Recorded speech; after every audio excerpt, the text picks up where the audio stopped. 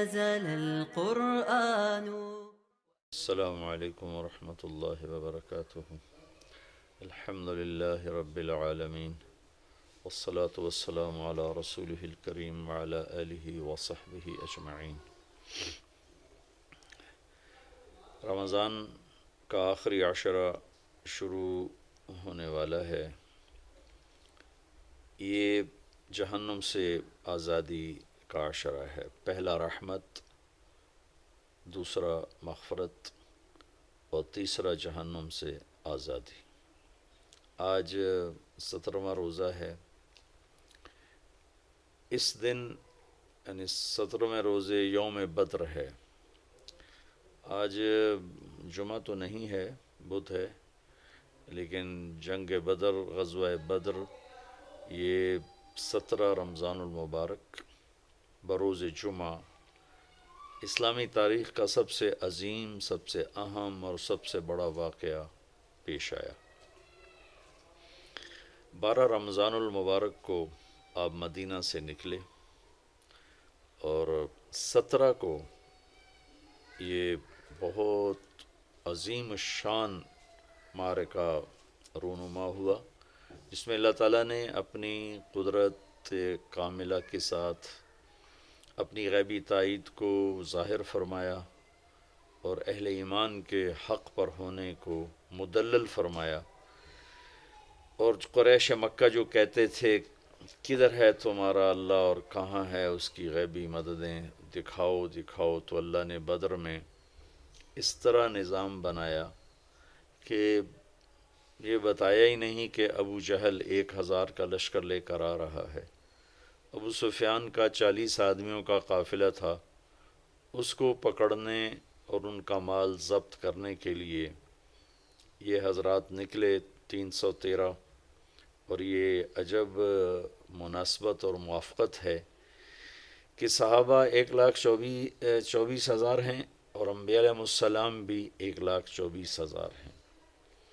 پھر انبیاء میں رسول 313 ہیں اور جنگ بدر کے صحابہ بھی 313 ہے. یہ مناسبت میرے اللہ نے قائم فرمائی.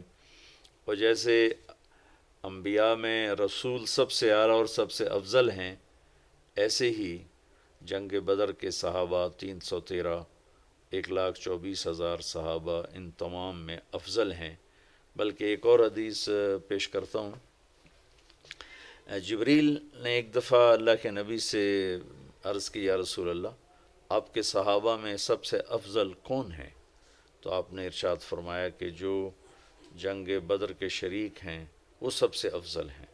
تو جبریل نے عرض کی، یا رسول اللہ، ملائکہ میں، فرشتوں میں جن فرشتوں نے جنگ بدر میں شرکت کی وہ 7 آسمان کے فرشتوں میں سب سے اعلیٰ اور سب سے افضل فرشتے ہیں. اس کو اللہ تبارک و تعالیٰ نے ایک معجزاتی معرکہ بنایا، ظاہر فرمایا. سارے لشکر میں 2 گھوڑے تھے، 8 تلواریں تھیں، 60 نیزے تھے، اور سامنے 300 سوار تھے، 700 تلواریں تھیں، سب نیزہ بردار تھے، تیر انداز تھے، پورے کیل کانٹے سے لیس ہو کر آئے تھے. اور یہاں پتہ ہی نہیں تھا کہ آگے مقابلہ کس سے ہو رہا ہے. تو جب جمع آمنا سامنا ہوا تو پھر آپ نے صحابہ سے رائے لی کہ بھائی اب بتاؤ اب کیا کیا جائے. تو ابوبکر رضی اللہ تعالیٰ عنہ نے کھڑے ہو کے عرض کی، یا رسول اللہ، ہم آپ کے ساتھ ہیں، جو آپ فرمائیں گے اسی کے مطابق ہوگا. آپ نے پھر دوبارہ فرمایا، یا بتاؤ بھائی کیا کیا جائے. تو عمر رضی اللہ تعالیٰ عنہ نے عرض کی، یا رسول اللہ، ہم آپ کے ساتھ ہیں، جو آپ حکم فرمائیں. پھر آپ نے کہا بتاؤ بھائی کیا کیا جائے. تو اس پر سعد بن معاذ رضی اللہ تعالیٰ عنہ کھڑے ہوئے، یہ انصاری صحابی ہیں مدینہ کے. تو کہنے لگے، یا رسول اللہ، لگتا ہے کہ آپ ہماری رائے لینا چاہتے ہیں مدینہ والوں کی. تو یا رسول اللہ، ہم آپ کے حکم کے تابع ہیں. سالم من شئت و حارب من شئت، آپ جس سے آپ ہمیں لڑائیں گے لڑیں گے، جس سے صلح کروائیں گے صلح کریں گے. وقت حبال من شئت، جس سے آپ ہمارے تعلق توڑیں گے ہم اس سے اپنا تعلق توڑ دیں گے. سل من شیتا وقتا حبال من شیتا، جس سے جوڑیں گے جڑ جائیں گے، جس سے توڑیں گے ٹوٹ جائیں گے. آپ ہمیں حکم دیں تو ہم انشاءاللہ آپ کے ساتھ ہوں گے اور آگے بڑھ کے ہوں گے، اور ہم میں سے ایک بچہ بھی پیچھے نہیں ہوگا. آپ ہمیں فرمائیں سمندروں میں کود جاؤ تو ہم کود جائیں گے، برق غمات تک اپنے گھوڑے دوڑاتے چلے جاؤ، اونٹ دوڑاتے چلے جاؤ، ہم دوڑاتے چلے جائیں گے. آپ کا چہرہ کھل گیا. سعد بن معاذ سے پہلے ایک اور صحابی ہیں، ان کے بات یاد آ گئی. مقداد بن اسود رضی اللہ تعالیٰ عنہ کھڑے ہوئے کہ یا رسول اللہ آپ پوچھ رہے ہیں بار بار، تو اذا لا نقول كما قالت بنو اسرائیل اذهب انت وربك فقاتلا انا هاهنا قاعدون. تو پھر ہم موسیٰ علیہ السلام کی قوم کی طرح یہ نہیں کہیں گے کہ آپ جائیں اور آپ کا رب جائے اور جا کر لڑے، ہم تو یہ بیٹھے ہیں، بلکہ ہم یہ کہیں گے اذهب انت وربك فقاتلا نحن معاك مقاتلون. آپ چلیں، آپ کا رب، ہم آپ کے ساتھ ہیں، آپ کے آگے بھی ہوں گے، لڑیں گے، پیچھے بھی لڑیں گے، دائیں بھی لڑیں گے، بائیں بھی لڑیں گے، اور آپ پر قربان ہوں گے، ہم میں سے ایک آدمی پیچھے نہیں رہے گا. تو یہ ایک عجیب و غریب واقعہ ہے تاریخ کا، اسلامی تاریخ کا. اور شہدائے بدر شہداء میں سب سے افضل شہداء ہیں، اور شرکائے بدر تمام صحابہ میں سب سے افضل صحابہ ہیں.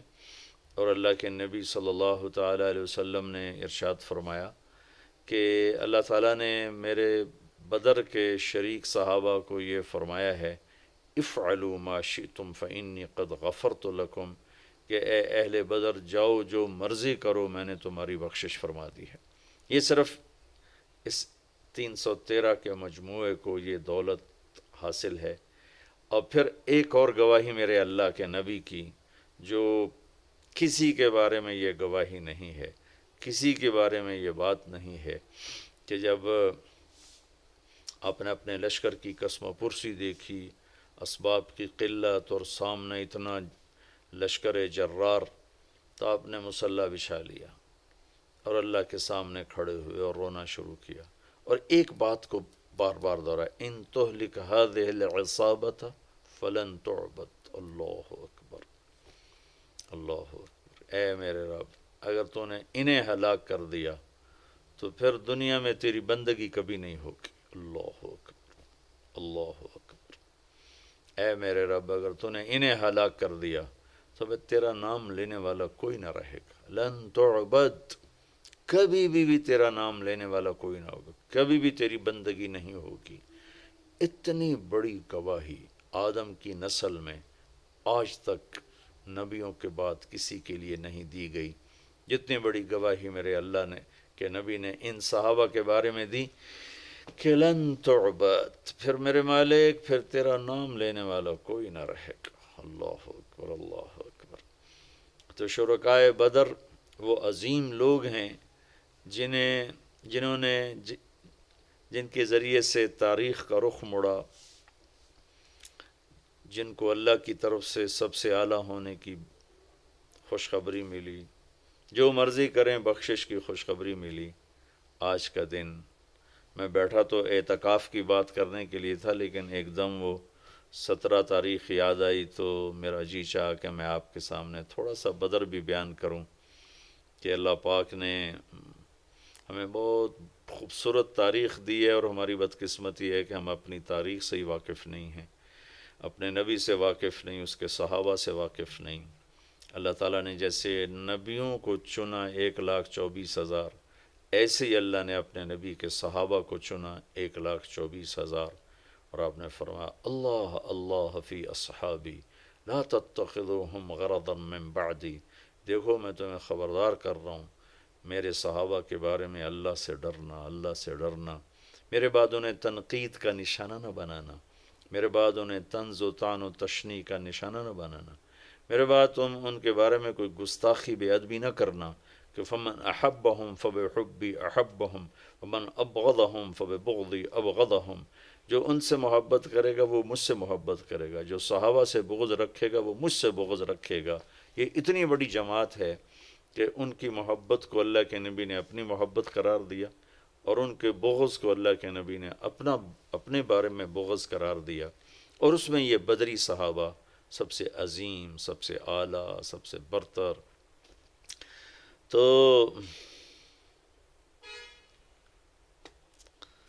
اللہ تعالیٰ نے اپنی قدرت کو دکھایا کہ 313 کے ذریعے سے 1000 کو شکست ہوئی. لشکر آمنے سامنے تھے اور اللہ کے نبی جھونپڑی میں، اب جس کو عریش کا، آج کل وہاں ایک مسجد ہے، مسجد عریش، بہت بڑی مسجد ہے، وہاں ایک جھونپڑا تھا جس میں اللہ کے نبی قیام فرما تھے اور ابوبکر صدیق ننگی تلوار لے کر پہرا دے رہے تھے، اور اللہ کا نبی روتے جا رہے تھے، روتے جا رہے تھے، روتے جا رہے تھے. ساری رات رو رو کے گزاری، یہاں تک کہ صدیق اکبر نے آ کر آپ کو پکڑ لے کہ یا رسول اللہ بس کیجئے، اللہ کی مدد آ گئی، اللہ کی مدد آ گئی. تو میدان جنگ جب سجا ہے تو ایک ہوا کا بگولا اٹھا. تو علی رضی اللہ تعالیٰ نے پوچھا یا رسول اللہ یہ ہوا کیسی ہے؟ کہ یہ جبریل 500 فرشتے لے کر اتر آیا ہے. پھر دوسرا بگولا اٹھا تو انہوں نے پوچھا یا رسول اللہ یہ کیا ہے؟ تو آپ نے فرمایا یہ میکائیل 500 فرشتے لے کر اتر آیا ہے. 1000 فرشتے اللہ تعالیٰ نے اتارے. اذ تستغیثون ربکم فاستجاب لکم انی ممدکم بألف من الملائکۃ مردفین، کہ جب تم تڑپ رہے تھے، مجھے پکار رہے تھے تو میں نے لبیک کہا. قریش 1000 تھے، میں نے 1000 فرشتے بھیج. وما جعلہ اللہ الا بشرا ولتطمئن بہ قلوبکم وما النصر الا من عند اللہ ان اللہ عزیز حکیم. کہ یہ فرشتے جو میں نے اتارے ہیں، مدد تو تمہارے اللہ کی ہے، یہ تو ہماری حوصلہ افزائی کے لیے، تمہارا دل جمانے کے لیے اتارے ہیں، باقی اصل مدد تو اللہ کی ہے، اللہ کی مدد سے ہی فتح ہوتی ہے. یہ ملائکہ سب سے افضل ترین ملائکہ ہیں. اور پھر ایک اور یہاں ایک اہل بدر کی کرامت اور ان کی شرافت اور عزت ہے کہ پہلے بھی فرشتے اترے انبیاء کی مدد کے لیے، لیکن کبھی فرشتوں نے فزیکلی باقاعدہ تلوار نہیں اٹھائی، لڑائی نہیں لڑی، صرف آ کر روب پیدا کرنا اور خوف پیدا کرنا دشمن میں. لیکن یہ پہلی جنگ ہے جس میں فرشتے لڑنے کے لیے آ رہے ہیں، تلواریں اٹھا کے لا رہے ہیں.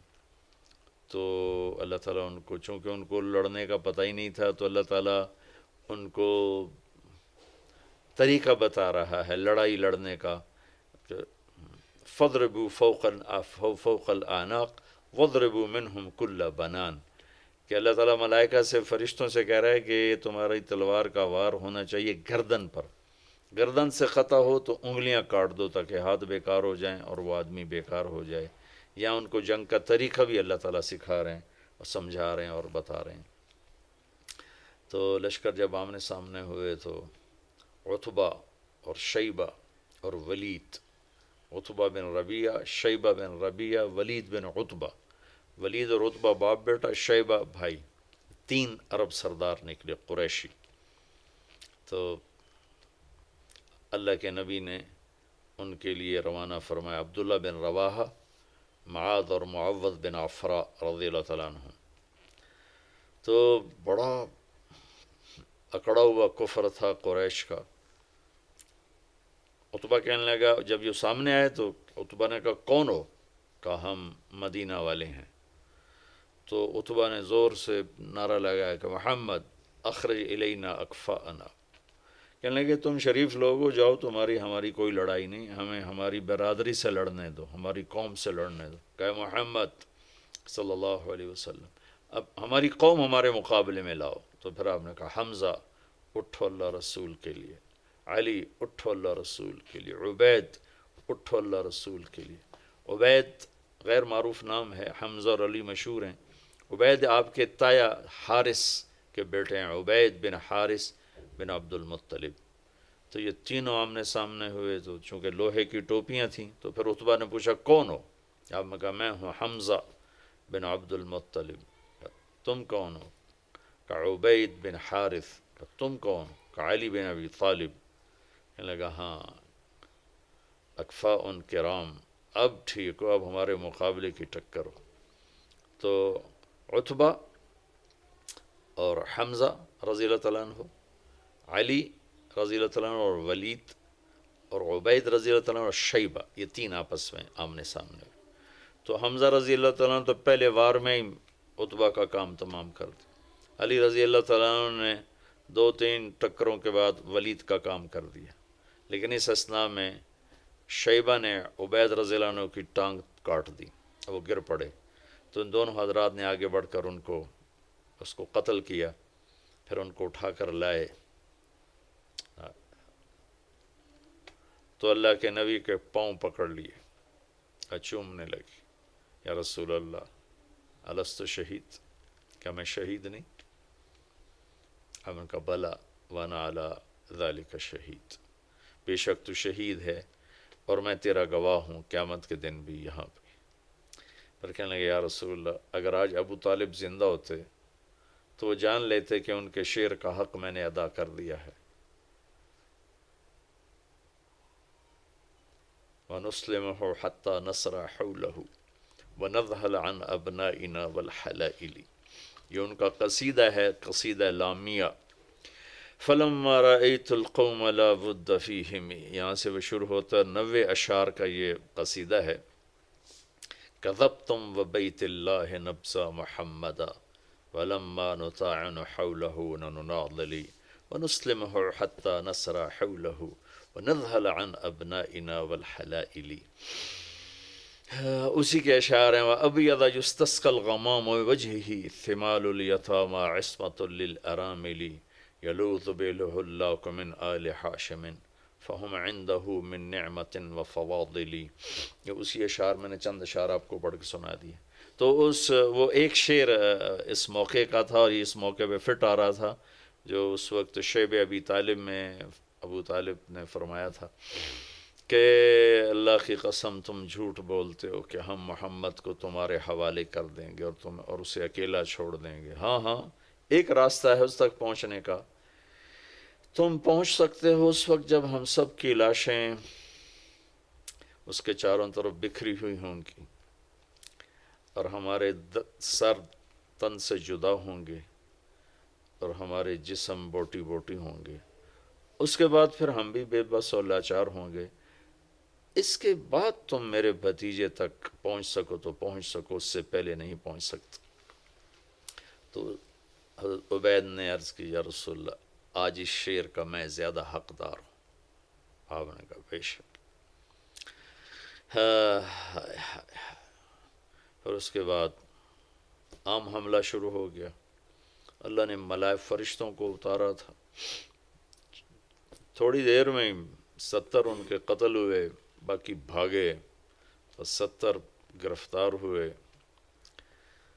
تو عباس رضی اللہ تعالیٰ عنہ اتنے بڑے قد کے تھے کہ جب وہ گھوڑے پر بیٹھتے تھے تو پاؤں زمین پہ لگتے تھے، اتنا لمبا قد۔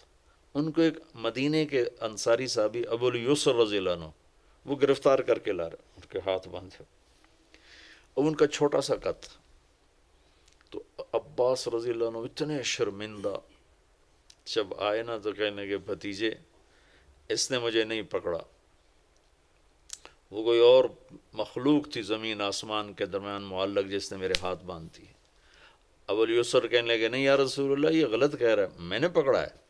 تو ہم نے کہا اسکت فقد ایدک اللہ بملک کریم، چپ کر، اللہ نے فرشتے کے ذریعے سے تیری مدد کی۔ اس طرح ملائکہ کے اترنے پر اللہ تعالیٰ نے یہ قیامت تک کے لیے واضح کر دیا کہ جو تم اللہ اس کے رسول کے پورے فرما بردار ہوگے تو بغیر اسباب کے بھی اللہ تمہارے ساتھ ہوگا۔ اب ایٹمی طاقت بن کے بھی دیکھ لیا ہے، ذلت اور رسوائی کے سوا کچھ بھی نہیں ملا، کہ عمل، کردار، اخلاق، حیا، دیانت، امانت، صداقت، ہر شے کے جنازے اٹھ گئے۔ درندگی، آوارگی، فحاشی، بے حیائی، بددیانتی، ظلم و ستم، جھوٹ نے ڈیرے ڈال لیے، تو ایٹمی طاقت یہاں کیا کرے گی؟ کہ عزت اور ذلت آسمان سے آتی ہے، ایٹم بنانے سے نہیں آتی۔ عزتوں کے فیصلے آسمان سے اترتے ہیں، ایٹم اب بنانے سے نہیں۔ ذلت کے فیصلے آسمان سے اترتے ہیں، لوڈ شیڈنگ سے نہیں۔ لوڈ شیڈنگ بہت چھوٹا سا مسئلہ ہے، سب سے بڑا مسئلہ کردار شیڈنگ ہے، کہ پورا ملک پورا ملک اخلاقی پستی میں دفن ہو گیا ہے. سچ ڈھونڈنے نکلو نظر ہی کوئی نہیں آتا، کوئی سچ بولنے والا ملتا ہی کوئی نہیں. حیا روٹھ گیا، پاک دامنی گم ہو گئی، عدل و صدق و امانت و دیانت کتابوں کے الفاظ رہ گئے. جس دیس میں انصاف بکتا ہو، قاضی بکتا ہو، وکیل بکتا ہو، اس دیس میں کہاں سے خیر آئے گی؟ جہاں مریض کو doctor as a customer deal کرتا ہو، کسٹمر آ گیا. خیر میں دکھ درد میں کہیں اور چلا گیا. میں تو آپ کو بدر سنا رہا تھا. عبید رضی اللہ تعالیٰ عنہ کا 3 دن کے بعد انتقال ہوا، پھر ان کو آگے جا کر ایک جگہ دفن کیا گیا. سن 2000 میں ایک عرب دوست کو لے کر وہ اس صحرا میں پہنچا تھا جہاں عبید رضی اللہ تعالیٰ عنہ کی قبر تھی، اور وہ بدو تھا تو وہ جانتا بھی تھا. ویسے تو وہاں کچھ پتہ نہیں لگ رہا تھا، لیکن وہ مجھے قبر تک لے گیا کہ یہ حضرت عبید رضی اللہ تعالیٰ عنہ کی قبر ہے. ایک دفعہ آپ کا اس وادی سے کسی اور وقت میں گزر ہوا تو خوشبو اٹھی، مہک گئی وادی. تو صحابہ نے عرض کی یا رسول اللہ یہ کیسی خوشبو ہے؟ تو آپ نے فرمایا تمہیں خبر نہیں؟ یہاں عبید کی قبر ہے، یہ وہاں سے خوشبو آ رہی. تو یہ تھوڑا سا میں نے آپ کو بدر کا بتایا، نقشہ بھی، خلاصہ بھی، واقعہ بھی. بدر آج کے دن ہوا تھا 17 رمضان المبارک. دن جمعہ کا تھا. آج بدھ ہے، آج بدھ ہے. اپنی تاریخ ضرور پڑھیں، اپنے نبی کی سیرت ضرور پڑھیں، صحابہ کی زندگی ضرور پڑھیں. آپ کے سامنے دین کی خوبصورت شکل آئے گی. چونکہ آج فرقہ واریت نے اور تعصب نے اندھا کر دیا ہے. آپ صرف قرآن کا ترجمہ پڑھ لیں، اللہ کے نبی کی سیرت پڑھ لیں، صحابہ کی سیرت پڑھ لیں، آپ پر دین واضح ہو جائے گا. اللہ تعالی ہمیں عمل کی توفیق بخشے.